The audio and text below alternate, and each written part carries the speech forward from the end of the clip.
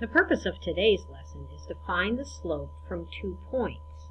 All right, well, we are familiar with this. We remember that you take one point to the other point and you draw a triangle. And then you see what the rise is. The rise here is 6 and the run is 1, 2, 3. So the slope is 6 over 3. And we look and see, oh, it's negative. It's going downhill left to right. But of course we would clean that up and we would make it a negative 2. Because you would simplify that. Same thing here, rise over run.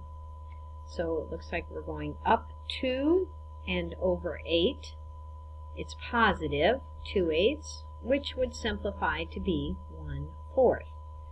Well, let's pretend we couldn't graph it and we didn't want to have to plot the points. I mean, what happens if you have 2 points that are in the thousands? Well, there's a formula that we can use, and we're going to skip a couple pages here. And it's a very common formula, and it's this formula right here. It's the slope formula. And what it means is when you have 2 points, if you have the point x1, y1, and then you have your second point, which is designated by x2, y2. You take these and you subtract them in the numerator, and that's what they're showing, y2 minus y1. And then you take these two and you subtract them in the denominator.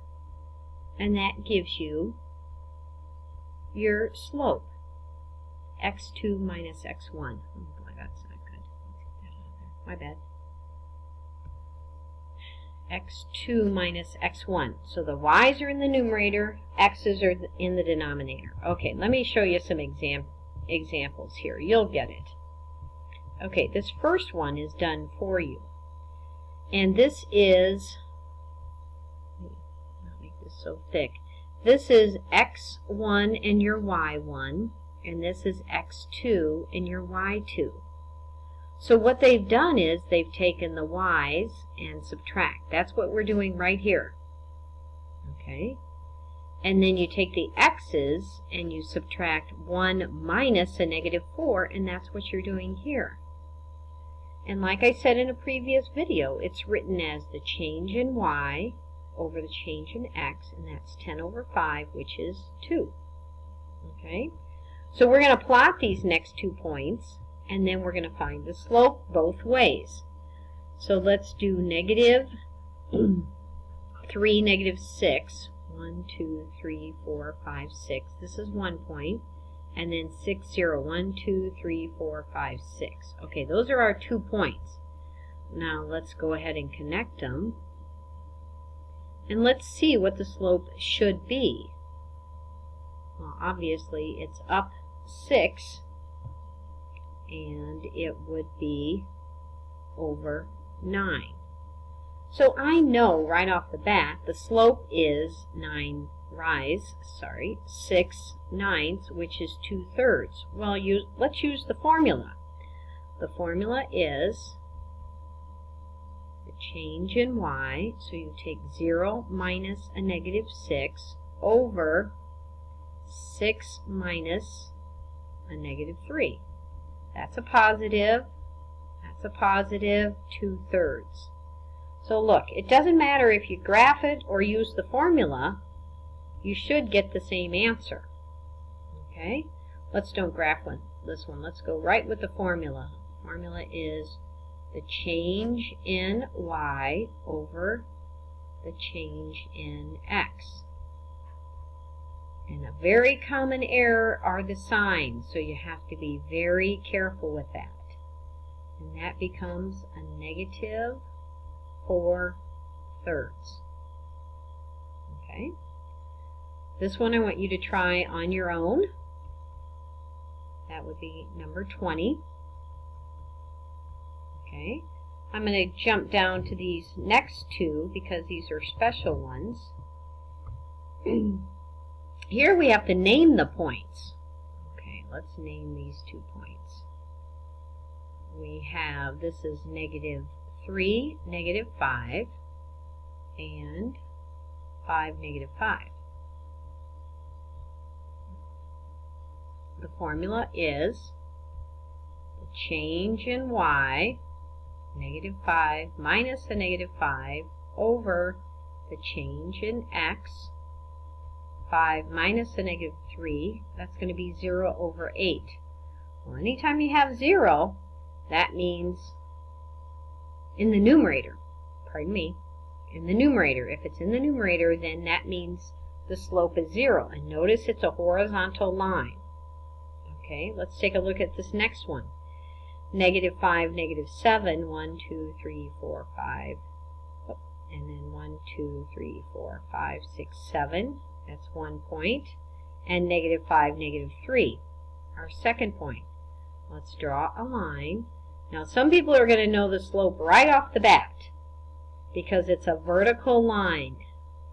What is the slope of a vertical line? Well, if you're not sure, then you got to go through the whole formula. So it would be negative 3 minus a negative 7 over negative 5 minus a negative 5. And that's 4 over 0. But can you ever have 0 in the denominator? No. So it's undefined. So a vertical line, undefined, and horizontal line, I'll write it right there, is 0. Okay? Now I want you to go ahead and finish 23 and 24. I'll do 23 with you, and then we'll have you do a couple more on the back. Okay, we have to come up with the points. So it's a negative 1, 2, 3, negative 3, negative 1, and negative 1, negative 3. The slope is, I like to show it, and you have to write all this out, and then negative 1 minus negative 3. That's going to be positive. Sorry, let me pause my puppy again. Okay, sorry, that was Kipper. He's noisy sometimes. And that becomes, he's old. Hey! Shh! Alright, so there we go. Alright, this next one, oh, look at this. Now we're given the slope, and we have to come up with the second point. Oh boy. Alright, well let's plot the point. Let's go that route first. Negative 1, negative 7. 1, 2, 3, 4, 5, 6, 7. Okay, there's a starting point, and I know my slope is 5. So what if I just went 1, 2, 3, 4, 5 over 1? Okay. Well, there's 1 point. What point is this? Right here. Ah, look. It's 0, negative 2. Well, let's check it out and see if it works. Whoa, what's happening? No. I'm going to pause. Alright, I'm going to continue here and hope nothing else happens. It was getting kind of sketchy there. Let's check this out. Negative 2 minus a negative 7 over 0 minus a negative 1.